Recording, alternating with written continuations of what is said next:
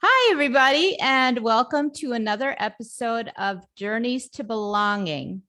On my episode today, what happened? I'm going to stop for a second. Hi, everybody, and welcome to another episode of Journeys to Belonging. I have been following this week's guests for a while. She is the quintessential optimist, but not the toxic kind. With realism and practicality, she fills us up with hope and joy.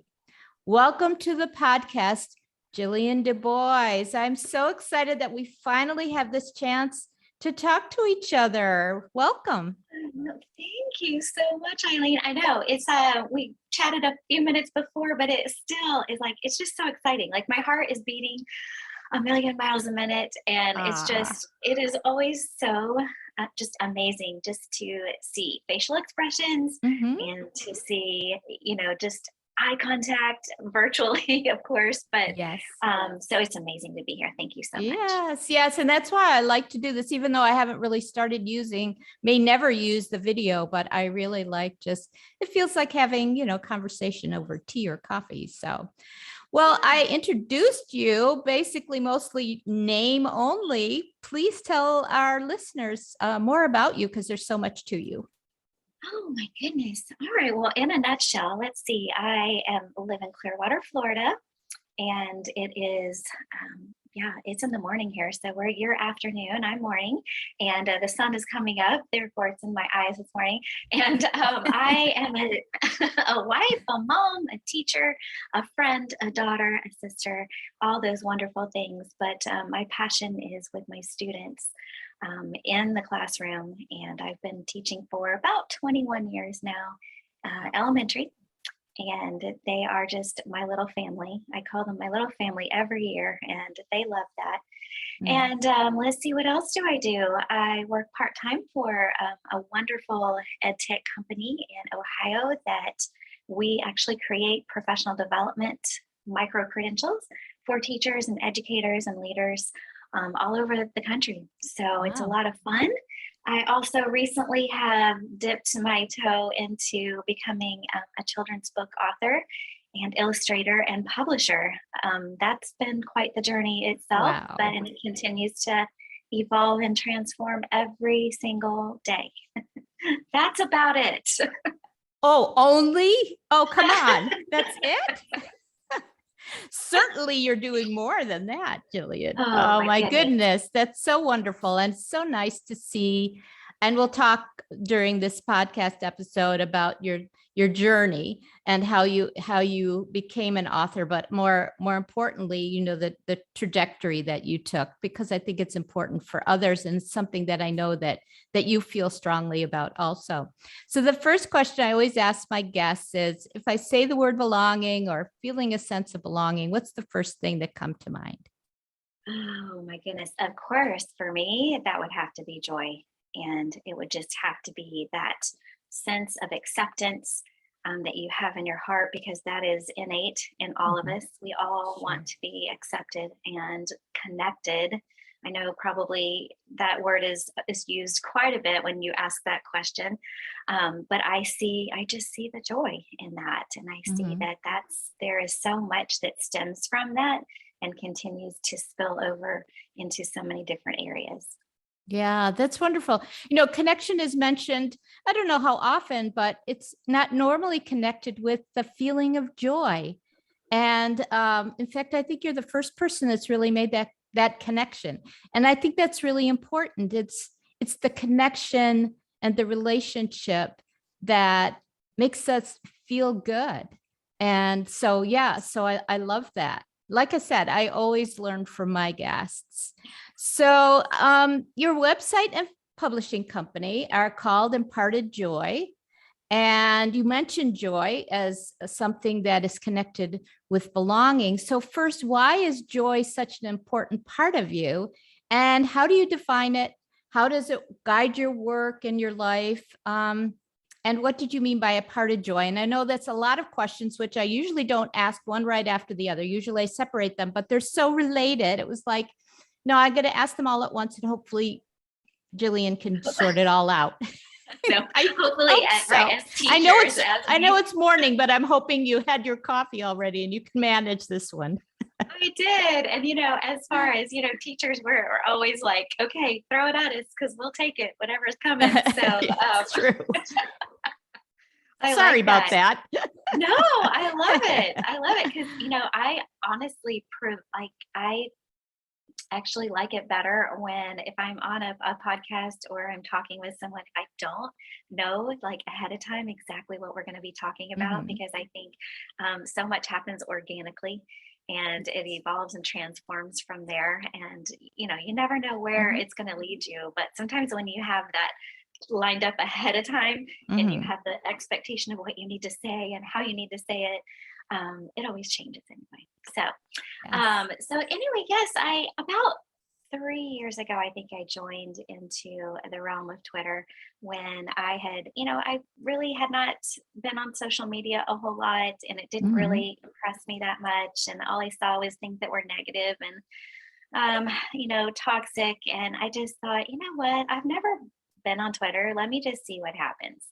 Right. And what I found there was an incredible community of belonging, Nice. basically, and empowerment. Because you really are, when you're in a space like that, you start to use the hashtags, or you're drawn to people that you're Mhm. going to make a connection with. And if Right. you don't make a connection with them, or if it doesn't turn out to be what you expected it to be, then let it go. So the more I kind of jumped into understanding what Twitter chats were, because at that time I had no idea what, Q1, Q2, Q3, A1, A2, who knows? I'm like, I'm just Right. gonna like lurk around a bit and see what's going on. And I remember one of those actual chats was Teach Pause Mhm. with Craig Shapiro. And I remember how everybody was just so welcoming. And it was just a place where we all could gather and talk about the positivity in education. Right. And from there, it just exploded. So when I thought about, hey, I like this hashtag thing, I'm going to create my own. And I thought, well, and it took me a while. I still have the notes in a notebook that I wrote that I went from instill joy, infuse joy, because all honestly, that's a big part of who I am as a person. And not Yeah. the, super optimistic Pollyanna joy. Right. It truly is, something that is stemming from, internally. It's a character Yes. trait. It's a character quality that has to be a discipline, and Mhm. it continues to grow. It's not something that's ever going to go away, and it Mhm. can go hand in hand with so many other things, with fear, with anxiety, with stress and shame, and all of those things.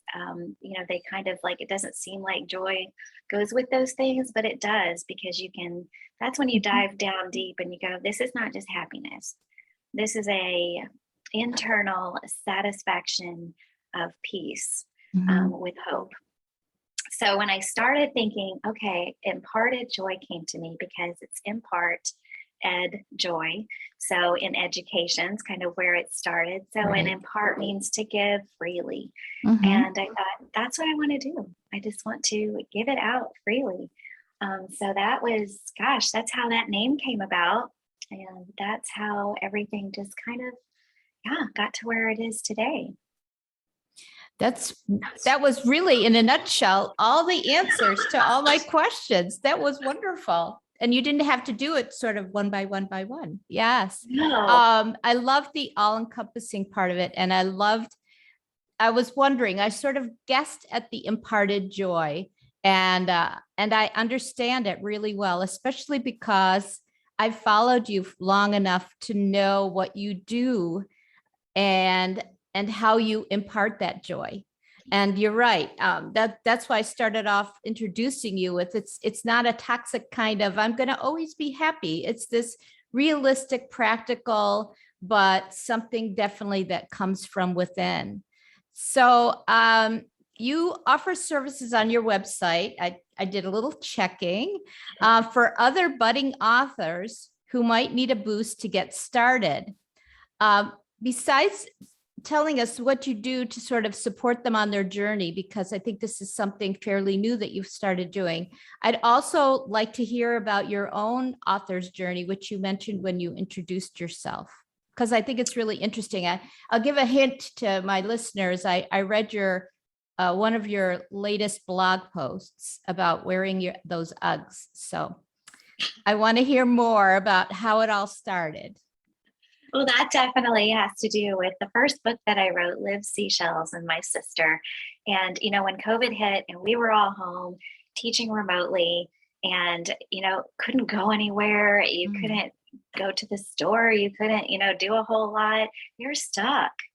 And I remember thinking, all right, well, how am I going to turn this into something that's going to, benefit my mind, benefit my soul, and, set me on the right path. So I'm not just sitting here binging Netflix all day. So I thought, Gotcha. I just, why don't I just start writing? And I remember just pulling up my Google Drive and just started a Word document, and I started just writing a story. And when my sister had passed it's been over 10 years now. Wow. Her daughter was 7 and her son was 9. And I remember thinking, she has such a legacy that they never got to see. She had such, such a heart for other people, and not just, she never wanted to be the popular, fun, cheerleader type person. She was always kind of in the background and behind the scenes, pulling everybody up and becoming friends with the friends, people that needed the friends the most. And I always say it's kind of like attending to the broken and trying to fix them. So, when I thought about that, I thought, my niece and my nephew never really got to understand that about her. They saw her as a mom, but that was about it. And I just wanted to share with them who she was, because I was with her for 40 years. So I got to see, everything that was so wonderful about her that they may not have been able to understand at that time. So I wrote the story called Live Seashells. My sister's name was Lisa, and Lisa's Seashells was a bit of a tongue twister. So I thought, all right, how can I change that? And I changed it to Live, because I thought, all right, well, the spirit of Lisa is live. So, and Liv is living through Lisa. So, and Liv's story is about a little girl who loves to go to the beach, and she loves to find seashells, and she doesn't find the ones that are beautiful and shiny and colorful. She finds the ones that are broken and cracked and chipped and stepped on, and people leave by the wayside. Because, it's funny, living here at the beach, we see that all the time. We see tourists that come in and they want to pick up all the pretty ones and collect them all in their bags, and all the other ones get overlooked. So I thought, well, it's kind of a good parallel to what Lisa's life was like. So picks up all the broken pieces, and she collects them, and she gives them affirmation and compassion, and just says, don't let anyone take away your chance to sparkle and shine. You are an amazing masterpiece, no matter what. So, and it's just, just kind of took off from there. That was just a little small message of social emotional hope. And so that was part of the journey that just started. And I just thought, from there, I remember asking my aunt, who had taught me art, and she said, she goes, have you ever thought about doing things digitally? And I'm like, no. I said, I'll play around with it. So I started drawing on my iPad and used an app called Procreate, and I started drawing some pictures, and we kind of went back and forth. She was an amazing artist. And I said to her, I remember going, Casey, I don't think I can do this. I said, why don't you do it for me? I said, I'll pay you to be the illustrator. I'll be the author. We'll put it all together and send it out there. And she's like, no, I'm not going to do it. You can do it. So that was kind of her. And, Eileen, she passed away from COVID almost a year ago. And I thought that was, thanks, but I thought that's what she wanted to leave me with. She wanted to leave me with that empowerment that, Jillian, you can do this. You keep going. Because if I had done it for you in the first place, you may never have gotten to where you are today. So, every little step is just amazing. And when I share these stories,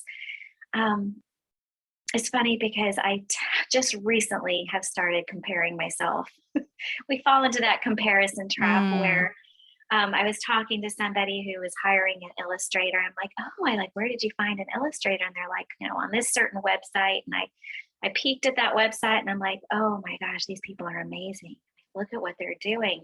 And they're living in other parts of the world and they're able to connect, and they do so much better work than I do. I said, why would people even want to connect with me?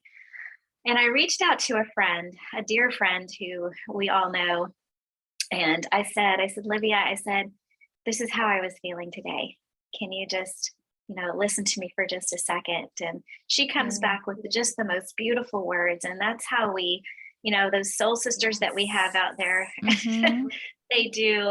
It's like we are just purely connected and will be forever. But she said, Jillian, she goes, people aren't going to look to do something with you and be connected with you and have you illustrate or help them author or publish because you're the best. They want to connect with you because you care and you have passion about what you're doing. And I thought that was the best pep talk anybody could have given me. It's like, yes, you give them that sense of belonging. Yes. Get out of your head. No, you're never going to be the best. I'm going to call myself a recovering overthinker because I get into that trap like we always do. And then many I go, of us do. Yes. Get out the joy. Okay. Dig down deep. It's there. Let's cultivate a little bit of joy today. And say, you know what, that is so true. So what I'm trying to do and the things that I offer really are just to help other people share their story. I call it Spark Your Story. And I just want to talk to people. I just want to say, hey, here is how I did it. There are a million different ways to publish. There's a million different ways to find an illustrator. There's a million different ways to set up how you're going to write and organize your thoughts. But here's how I did it. And if it works for you, great. I'll help walk you through it. My goal really is not to be a big, huge publisher and make a lot of money. My goal is to help people, find their own journey and find their own passion and message. We all have those messages inside of us that need to be shared. Whether one person reads it or 500 people read it, it's still important. Yeah, that's wonderful. And the fact that what you're doing really is mentoring and coaching people through their sort of the same type of journey that you had and the self-doubt that they may be experiencing, which you've had, but to be able to impart that joy within them for something that they feel passionate or have sort of that flame that they want to spark. And I love that you call it Spark. That's really cool. And so, that's, I would definitely say people reach out. I may be one of them soon to reach out and find out more about, what our discussions where it would take us. And it's interesting about your aunt and how she pushed you along because I was wondering about the illustrations. Often, people write books and I don't know how rare it is. Sometimes, especially children's picture books and so forth. Sometimes they're also the illustrator like Peter H. Reynolds and so forth. But often when you see educators who are doing or writing children's books, they're not usually the ones who are the illustrators, it seems. So that's what I was wondering about that. So that's a great story. That's a bonus for this podcast. Well, that's true. When you think about illustrating children's books, it's funny because when you publish, you have to put some in it in a genre, right? So you have to put it in juvenile fiction or whatever, but it's not, there's stories for all ages. And it's so interesting because even the vocabulary that I use, I use some rich vocabulary that will stir some discussion among teachers or parents as they're reading aloud these books to their kids. But I draw the pictures and I illustrate to really share more of the story. And I think it brings the story so much more personality. And especially when you know what you want it to say, and you know what the message is you want to come across. So it's like I trust myself. And I probably would trust somebody else to do that too. And other people have trusted me to do that for them. Right. But at the same time, it's like you're the only person that really knows what exactly every word and every picture looks like in your head. So Yes. Yeah. And this project was so personal, as you described it, about your sister, that for her children, for your niece and nephew, that I'm sure you really wanted to make sure that the message was there. And I know when Noah Daniel talked about her discussions with her illustrator, you have to be really clear with the illustrator in order to make sure. So if it's something really personal, I imagine that's even harder to do. So you started with Live Seashells, right? I did. And then you have other books now, other children's books. So what was that journey like in terms of, you wrote that was sort of a personal project on your part, but what um, motivated you to continue writing and illustrating? Oh my goodness, passion. I'm telling you, Mm, it's almost like addicting. It's a form of therapy for me. nice. And it's much cheaper. So I do definitely, if I can Yes. sit down and just start writing or just start drawing pictures, it takes me away to another place. But I remember the second book I wrote was with Darren Peppard, and he had written a adult version of Road to Awesome Mhm. for leadership and education. And I thought, I read that book and I went, this is amazing. I'm like, but I wonder if kids need to hear this same story, Mm, about the path that you're on and the journey that right. you take. And don't let things, the roadblocks and the obstacles are going to be there. But, here's how you can, move yourself around and Mhm. navigate your own path to success or to, Right. where you see your desires and your passions going. So, we did that together 3 months after I published Live Seashells. Oh, gosh. We did that. We wrote it together. I remember it was the middle of the night. I had woken up and wrote everything down, and I emailed him the next day. I'm like, what do you think about, joining together and doing this? And he's like, wow, that is the best idea I've ever heard. So Ah, so nice. it's been great for us. That was another connection, Mhm. and another sense of belonging. So, and then I wrote one about, let's see, Road to Awesome was second. Look at You, Piper Lou was about our rescue dog. So that is a story of acceptance and Mhm. just persistence and knowing that you can have happiness and joy and finding a forever family, whether it's, it is the story of a dog, but Mhm. talking about acceptance kind of Right. exudes, through all kinds of different dimensions. So Sure. I think this last one is the one I'm most excited about, and that is with Molly Schaefer and I got together, and we actually are probably will have it out this week, but it's called Destiny's Amazingly Different Dreams. And it is a story about a girl who basically had a journey as being different and very unique and Mhm. quirky and neurodiverse. And as so many of us, we are neurodiverse. All of us are neurodiverse. Yes. We talk about, neurotypical, but none of us are neurotypical, really. Yeah. So that's very exciting. And it is, it does have some components, some very personal components for Molly and myself Mhm. through our journeys with autism. And so that'll be out this week. We're very excited about. So, Eileen, the more you talk to people and the more people that reach out and we have these conversations, Mhm. and it's just, I think there's just so much out there that we can encourage people and support Yes. each other and come along alongside each other and build each other up. Absolutely. Yes. And it's so nice, as you said from the beginning when you started with Twitter, how you've been able to find that community. And know sometimes people are a bit intimidated about starting. I know I was a number of years ago, and I did some period of lurking myself, but it's really interesting when you pull together the types of people, not necessarily like-minded, but have the same type of passion and care and acceptance as you, that it really goes a long way in expanding how we feel about ourselves and how we feel about others, and just, just the knowledge that we get. And I know I've always said that it's really my lifeline, being far away here in Kuwait, it's very difficult.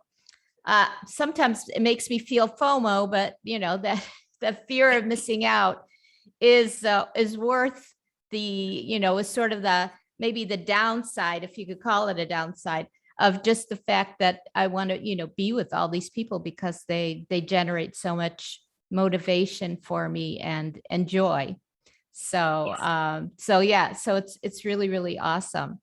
And speaking of that, our relationship started and has grown online since we've not had the opportunity to meet in real life yet, as we've mentioned.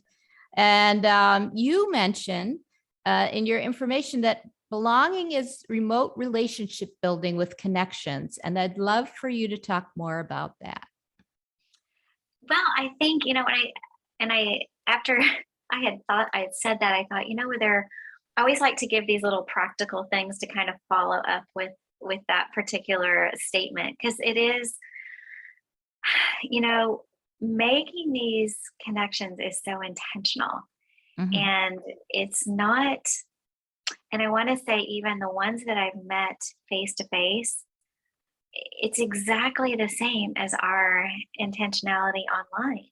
Right. The very first person that I came face to face with was Darren Peppard and his wife, and they had traveled down here to Florida. And my husband, when I went over, and we met, he and his wife and his daughter, and we just had, 3 hours of sitting out on the beach and just, having a cocktail and just shooting the breeze and just talking like we had talked for the past couple of Mhm. years. Wow. So they're real relationships. Mhm. What you see is what you get. And I think there's three things. I think we have to position and align ourselves to kind of want that, to Right. not be so closed off, or not be so, I'm only going to find people who I'm alike or who believe in the same things that I believe in, Mhm. because that only puts up walls. Right. And of course, that's where I think that's where I think the transparency and the vulnerability come through, is when Mhm. you do align yourself in position with people that are so different. Yes. And then I see, once you get in that alignment, you start to, redefine kind of who Mhm. you are. You don't stay the same. I am not the same person today as I was 2.5 years ago. I have Yeah. totally evolved and transformed into Mhm. a person that has more flexibility, more understanding, more empathy, Mhm. more inclusivity. So I think all of these things just start to build and create that belonging. And then Yeah. lastly, I think you this all allows you to enable yourself with empowerment. Mhm. Never in a Yes. million years would I have thought I could be an author or an illustrator or a publisher or help others understand that their message is worthy and important. Yeah. So that empowerment, that just continues, everything continues to build on each other. So we lay that foundation by just, positioning, and then we grow from there. So it's just been an Yeah. incredible journey. And I, the timing couldn't have been more perfect. Sometimes, Mhm. we do have that fear of Yeah. missing out, but then we also have the joy of missing out too. um, True. I have that happiness Yes. when I wasn't able to go to TCA in Texas, but I was able to see all the pictures and the posts, and Mhm. from everybody who got to meet there too. And it just gave me chills, because I'm like, I know what that feels like, and I'm Yes. happy for you, Mhm. So yeah, I'm a little like I'm missing out, but I have joy because I know that I know how special that feels. So Oh, great. That's my new hashtag, JOMO. I'm serious because it's true. It's not like it's not the JOMO jealous of missing out. It's the yes. really, truly the joy that others are having that opportunity, but that I'm able to be a part of it because we have the social media, because we have the internet, and people are documenting because they're filled with joy as a result of having these meetups and opportunities. And so I love that. I love that, Jillian, so much. Yes. And it's really interesting because as you talked about feeling empowered, it's really feeling empowered because you're part of that greater community. And that's the way I've felt. And it's so not just motivating, it is really the joy that comes from that you made those connections. We've made those connections, and here we are, the both of us sitting and chatting, like we've known each other forever. And so many people have described that experience of meeting people in person and feeling that way. So when you talk about, having that remote relationship, it sort of gives you the idea that it's remote in terms of distance, in terms of feeling, but it's not. It's just remote. It's probably better to call it virtual than remote, right? Right. Yeah. And it also, I mean, I feel like I'm closer to my virtual friends. And I think I talk more to my virtual friends than I talk to, other friends outside my own, Mhm. face-to-face community, only because, I can do it from home. I don't have Right. to go anywhere. I can wear my pajamas. I can, not wear makeup. Yes. And, and you don't have to, you don't have to pretend to be somebody you're not. So, Yes. Yeah. I love that. Oh, Jillian, this has been so special. Is there anything else that you wanted to talk about? You'd like to tell our listeners that I didn't ask you about or didn't have a chance to say? well, I forgot to mention that part of the things that I love to do with all of this is I love to do author reads with schools and with Mm, students. And I just had the opportunity to do one on Friday with second grade classrooms in Virginia. nice. And it just to look at their faces, like I love Mm, students and I'm passionate about empowering students as well to mhm. just bring out the best in themselves. And what I Right. always tell them is, because they're like, they always have questions. Why did you start writing? How did you get started? What made Mm, you, want to publish a book? And I always say, because you have a message, you have something inside of your heart that's important to you. Start right. writing about it. And I always make sure that I connect with them and I say, look, I get stuck. You know, I Hmm. I get Yes. stuck when I sit down and I'm given something that I need to write about and I go, all right, well, I can't do it. I can't do it. And I have to stop. I have to reposition myself. I have to reframe my Hmm. mind to go, okay, let me write about something, but let me write about something that's important to me. Maybe it's a vacation, maybe it's a Right. person, maybe it's somewhere special I want to go or Hmm. somebody special in my life. So I try and encourage students. I'm like, I know your teachers want you to be, this and this, and they structure it and they teach you. But when it all comes down to it, you're writing about something that's important to you. Hmm. Right. So and I say, and that's how you get started. So that's always one thing that's just really fun for me to do. I love Nice. doing it. I love being able to share with kids. And, just they're our younger generation. And sometimes they don't, they're still kind of stuck themselves Hmm. in, school or remote learning, and Right. they need to have that outlet. So if I can empower them and encourage them to do that, that's another avenue to do that. That's so nice. Oh, I'm glad you mentioned that. And so if people would like to get in touch with you for all the different things you're doing, including read alouds of your stories, how can they get in touch with you? Where are the best places to find you? So I am kind of all over the place, but you could find me most of the time. I am checking Twitter at Jill DuBois 22 all the time.